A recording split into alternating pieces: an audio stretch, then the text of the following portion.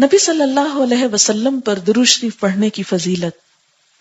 ایک مرتبہ درود پڑھنے سے 10 رحمتیں نازل ہوتی ہیں، 10 گناہ معاف ہوتے ہیں، 10 درجے بلند ہوتے ہیں. نسائی کی روایت ہے، حضرت انس رضی اللہ تعالی عنہ کہتے ہیں کہ رسول اللہ صلی اللہ علیہ وسلم نے فرمایا، جس نے مجھ پر 1 مرتبہ درود بھیجا اللہ تعالیٰ اس پر 10 مرتبہ رحمتیں نازل فرمائے گا، اس کے 10 گناہ معاف فرمائے گا اور 10 درجے بلند فرمائے گا. ایک ہی وقت میں کیا کچھ کما لیا آپ نے. کثرت درود قیامت کے دن نبی صلی اللہ علیہ وسلم کی قربت کا باعث ہوگا.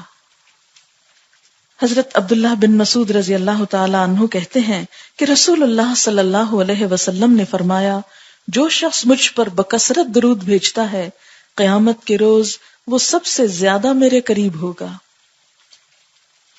اور کون کتنا قریب؟ جو جتنا زیادہ درود پڑے آپ پر. رسول اکرم صلی اللہ علیہ وسلم پر درود بھیجنا اور آپ کے لیے جنت میں بلند درجہ ملنے کی دعا کرنا قیامت کے دن آپ صلی اللہ علیہ وسلم کی سفارش کا باعث ہوگا. آپ پر درود آپ کی قربت کا باعث، آپ کی سفارش کا باعث. حضرت عبداللہ بن عمر رضی اللہ تعالی عنہما کہتے ہیں کہ رسول اللہ صلی اللہ علیہ وسلم نے فرمایا، جس نے مجھ پر درود بھیجا یا میرے لیے اللہ تعالیٰ سے وسیلہ کیا ہے؟ جنت میں ایک بلند درجہ، وہ مانگا، اس کے لیے میں قیامت کے روز ضرور سفارش کروں گا.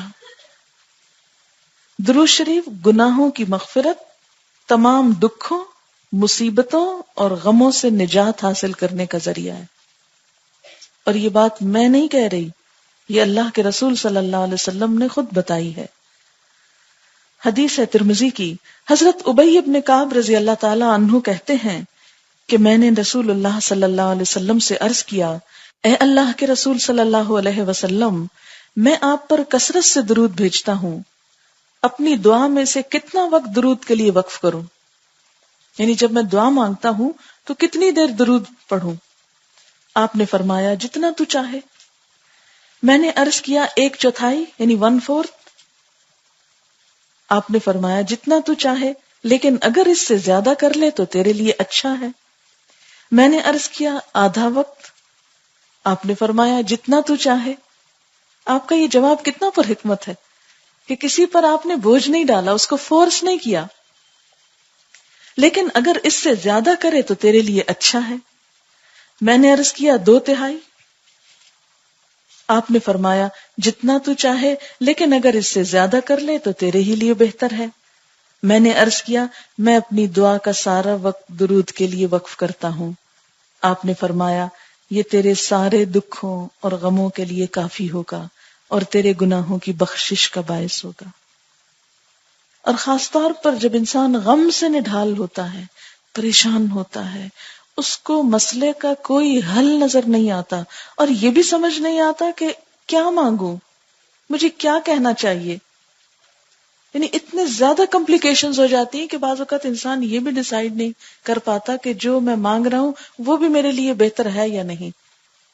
تو ایسے میں معاملہ اللہ پہ چھوڑ دیا جائے اور کثرت سے درود شریف پڑھا جائے. اللہ تعالیٰ ضرور کوئی نہ کوئی راستہ پیدا فرما دیں گے.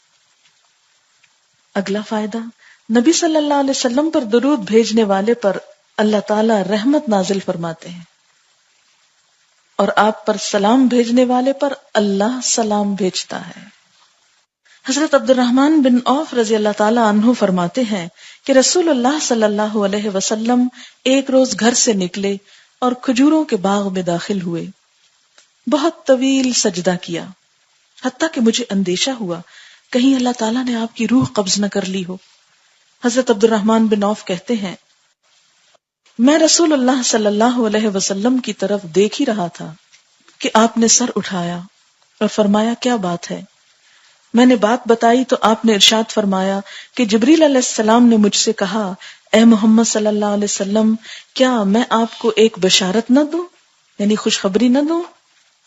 اللہ کریم فرماتا ہے، جو شخص آپ پر درود بھیجے گا میں بھی اس پر رحمت نازل کروں گا، اور جو آپ پر سلام بھیجے گا میں بھی اس پر سلام بھیجوں گا.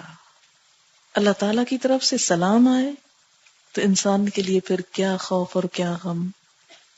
یہ مسند احمد کی روایت تھی جو ابھی میں نے آپ کو سنائی. پھر یہ کہ 10 مرتبہ صبح 10 مرتبہ شام درود پڑھنا آپ کی شفاعت حاصل کرنے کا باعث ہے.